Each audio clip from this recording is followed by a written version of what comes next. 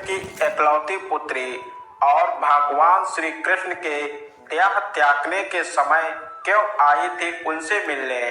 भगवान श्री कृष्ण, जिन्हें भगवान विष्णु का पूर्ण अवतार भी माना जाता है, जिन्होंने कंस जैसे महाशक्तिशाली योद्धा का अंत किया और तो और जिन्होंने महाभारत में धर्म को अधर्म पर रखा और पांडवों को जीत दिलाई, लेकिन अपने पुत्र पर लगे श्राप और अपने ऊपर लगे श्राप के कारण पूरे के पूरे यदुवंश का विनाश हो गया। लेकिन क्या आप जानते हैं कि भगवान श्री कृष्ण की एक पुत्री भी थी जो यदुवंश के विनाश के बाद भी जीवित बची हुई थी।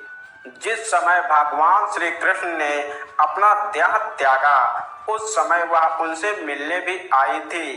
तो आखिर कौन थी भगवान श्री कृष्ण की पुत्री, जानेंगे आज के इस वीडियो में। उससे पहले अगर आप प्रभु श्री राम के परम भक्त हैं तो वीडियो को लाइक करें, चैनल को सब्सक्राइब करें और बेल आइकन को जरूर दबाएं और कमेंट बॉक्स में जय श्री राम अवश्य लिखें। तो पौराणिक इतिहास के माध्यम से ऐसा कहा जाता है कि भगवान श्री कृष्ण तो राधा रानी से प्रेम करते थे, लेकिन दोनों का मिलन नहीं हो पाया।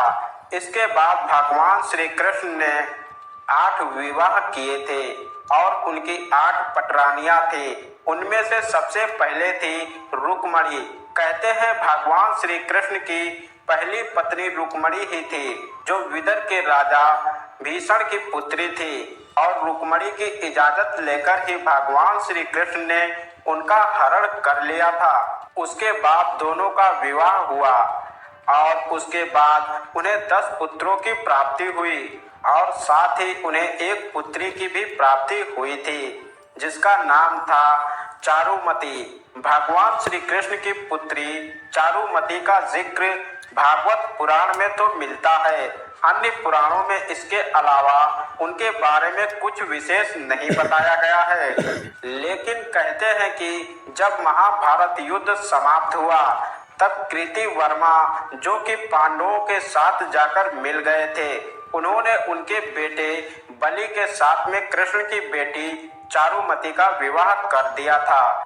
यानी कि चारुमती और कृति वर्मा के बेटे बलि के बीच में विवाह हुआ था। इसके बाद वह अलग नगरी में जाकर रहने लगे।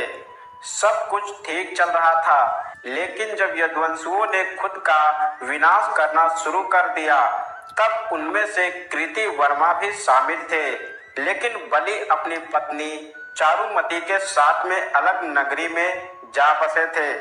ऐसे में उस समय महाभारत युद्ध के 36 वर्षों बाद जब भगवान श्री कृष्ण ने अपना देह त्यागा था और उनका अंतिम संस्कार किया जा रहा था, तब चारुमती उनसे मिलने आई थी।